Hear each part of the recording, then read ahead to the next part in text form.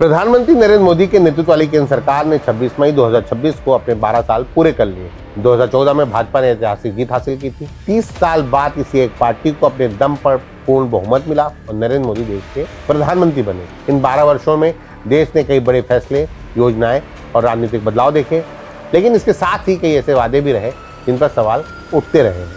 आज की इस वीडियो में हम बात करेंगे मोदी सरकार के 12 साल, 12 बड़े वादे और उनकी जमीनी हकीकत पर। नमस्कार, मेरा नाम है दानिश अनवर और आप द लेंस देख रहे हैं। अगर अब तक आपने हमारा चैनल सब्सक्राइब नहीं किया है तो सब्सक्राइब कर लीजिए।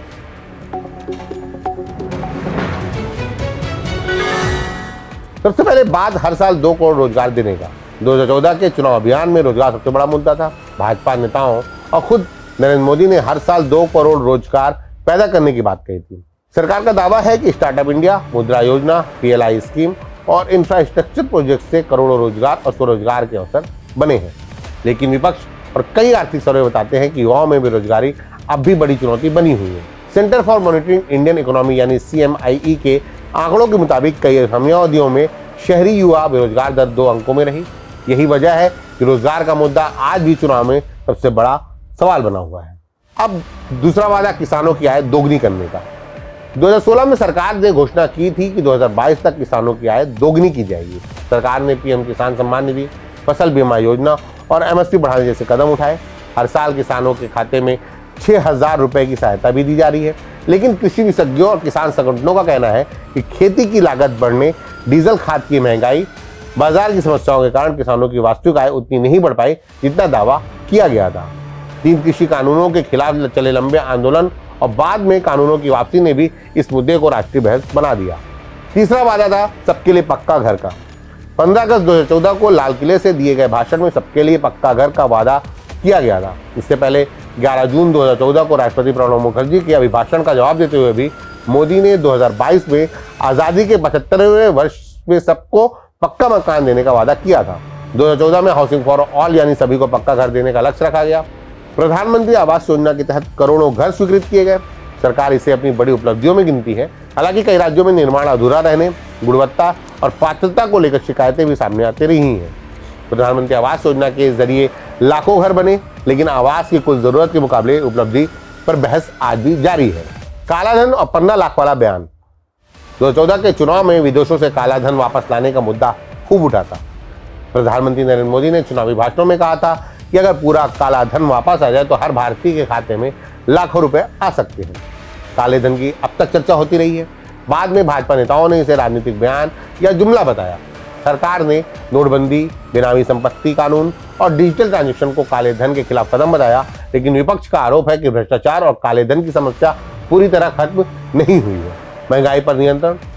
2014 से पहले भाजपा ने महंगाई को बड़ा मुद्दा बनाया था। इन 12 वर्षों में कई समय ऐसा भी आया जब खुदरा महंगाई दर नियंत्रण में रही, लेकिन पेट्रोल, डीजल, गैस सिलेंडर और खाद्य पदार्थों की कीमतों को लेकर लगातार राजनीतिक बहस होती रही है। सरकार का कहना है कि वैश्विक परिस्थितियों जैसे कोरोना महामारी, रूस यूक्रेन युद्ध का असर भारत पर भी पड़ा, जबकि विपक्ष इसे आम जनता पर आर्थिक बोझ बढ़ने से जोड़ता है। बीते 12 दिनों में ही सरकार ने 4 बार पेट्रोल और डीजल के दाम बढ़ा दिए। इसका असर महंगाई पर दिख रहा है। अब 6ठे नंबर पर आता है भ्रष्टाचार मुक्त भारत।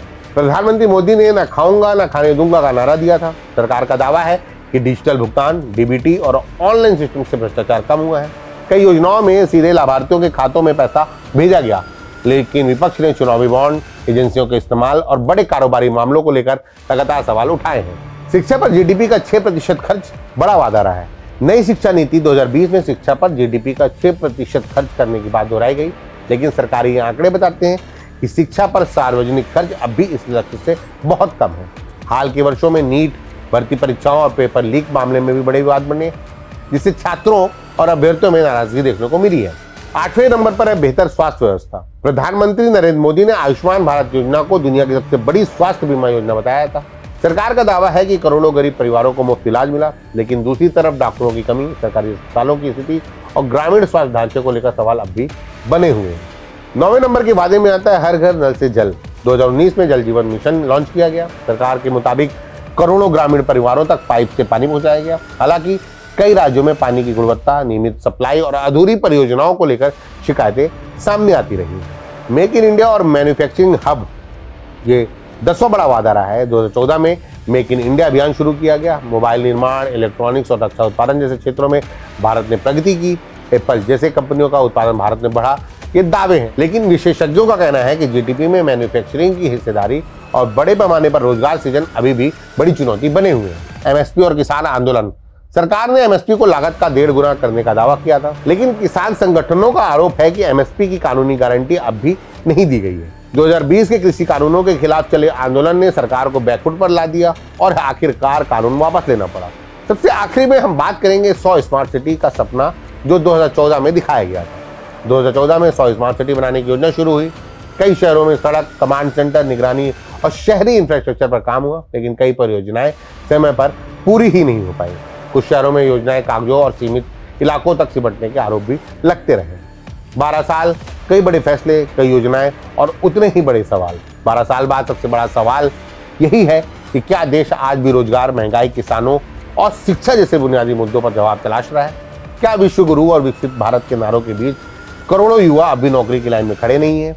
क्या किसानों की आय सच में दोगुनी हो गई है या सिर्फ चुनावी भाषणों में आंकड़े दोगुने होते हैं? क्या पेपर लीक, भर्ती घोटाले और परीक्षा धांधली ने युवाओं का भरोसा नहीं तोड़ा है? क्या भारतीय राजनीति अब सिर्फ चुनाव जीतने की मशीन बन चुकी है, जहां जनता के मुद्दे सिर्फ भाषणों और घोषणाओं तक सिमट गए हैं? क्या अगले चुनाव में जनता इन 12 सालों को विकास का दौर मानेगी या अधूरे वादों का हिसाब मांगेगी? आपकी राय क्या है? कमेंट करके जरूर बताइएगा। वीडियो को लाइक और शेयर करें और चैनल को सब्सक्राइब करें। धन्यवाद। देश दुनिया की रखी खबर हर रोज हर शाम कानो कान सुनते रहें द लेंस पॉडकास्ट। रही अपडेट लेंस के साथ।